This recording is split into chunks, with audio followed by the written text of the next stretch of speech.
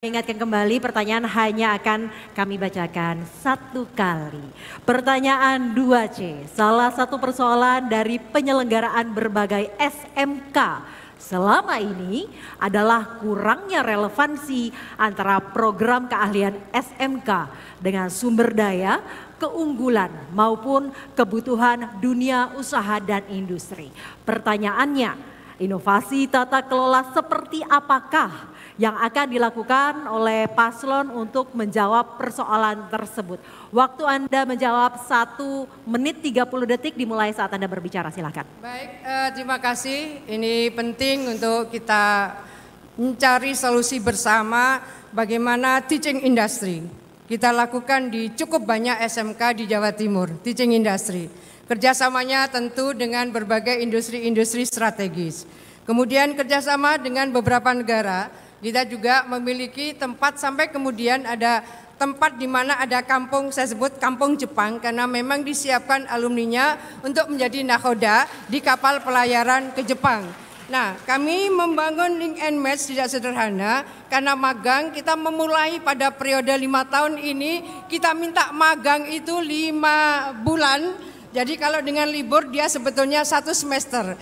Dia magang, kita harapkan bahwa ada ekosistem, ada kedisiplinan, ada teamwork yang mereka sudah akan beradaptasi dengan dunia kerja. Jadi pada posisi seperti inilah kami berharap bahwa spesifikasi peranan yang mereka bisa siapkan akan berseiring dengan komunitas di mana mereka akan bekerja pada akhirnya. Tapi bahwa kami menyampaikan terima kasih, teaching industry sudah bisa kita lakukan di beberapa SMK di Jawa Timur. Oleh karena itu kami berharap bahwa pada akhirnya kita akan terus bisa menurunkan angka pengangguran yang menjadi lulusan dari SMK-SMK di Jawa Timur. Terima kasih, mudah-mudahan akan terus berseiring dengan kesuksesan mereka. Baik, waktu telah habis, kami mohon untuk tenang karena selanjutnya akan kami berikan kesempatan kepada Cagup nomor urut 1 untuk menanggapi jawaban dari Cagup nomor urut 2. Waktu Anda 1 menit, Ibu dimulai saat Anda berbicara. Ya, terima kasih. Ini agak paradoks ya dengan kenyataan di Jawa Timur. Karena angka pengangguran terbuka itu justru disumbangkan oleh SMK. Itu artinya, mohon maaf Ibu Khofifah, bahwa tidak ada perencanaan yang sangat matang dan berbasiskan kepada studi analisis yang mendalam terkait dengan kebutuhan industri dan juga daya dukung serta ekosistem di mana SMK itu didirikan. Oleh karena itu kalau Lulu Lukman yang jadi gubernur, kita akan merekrut dewan pakar untuk menyusun kurikulum bersama-sama dengan pemerintah dan sekolah agar bisa menghasilkan kurikulum yang dibutuhkan. Lalu yang kedua adalah dengan adanya sertifikasi keterampilan dan memberikan dukungan inkubasi bisnis kepada para lulusan SMK, termasuk juga dengan program magang. Terima kasih Ibu Ida Fauziah, kita sudah merintis program yang ada di Jepang dan kita juga akan ikutkan anak-anak di Jawa Timur berbagai program-program yang terbaik, baik itu dengan link and match dengan dunia industri dan juga dengan kerjasama internasional. Ya. Baik, cukup waktu masih ada.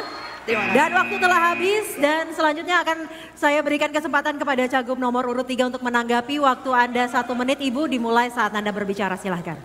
Jadi pernahkah kita melihat data bahwa yang anak SMK lulusan sekolah SMK swasta lah yang mereka banyak menganggur.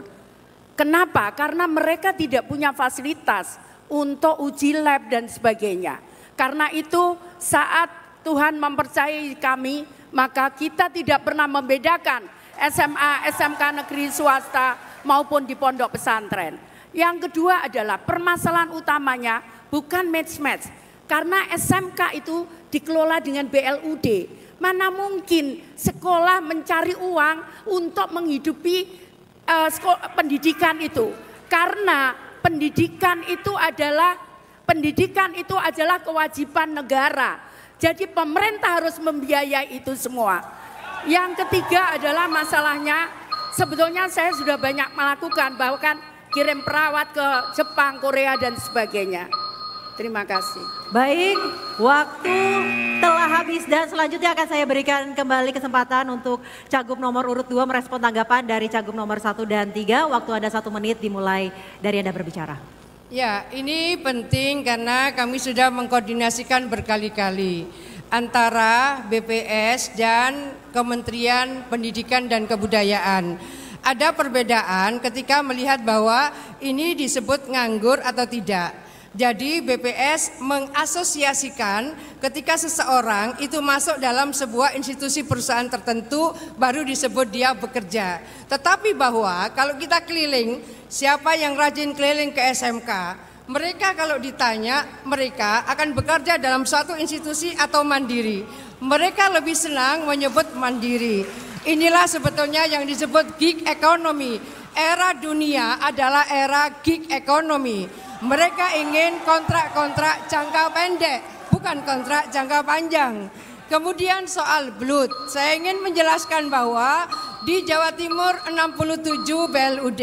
Kenapa? Karena mereka sudah bisa menghasilkan income, maka kemudian mereka masuk pada BLUT. Ibu, waktu Anda telah habis, terima kasih. Baik, boleh kita berikan tepuk tangan untuk masing-masing pasangan calon. Bapak Ibu hadirin, boleh semangat Anda sekali lagi. Apresiasinya dan dukungannya. Kami persilakan untuk berkenan kembali ke tempat duduk. Silakan Ibu untuk duduk kembali. Ibu-ibu calon boleh untuk gubernur. duduk kembali Ibu, silakan.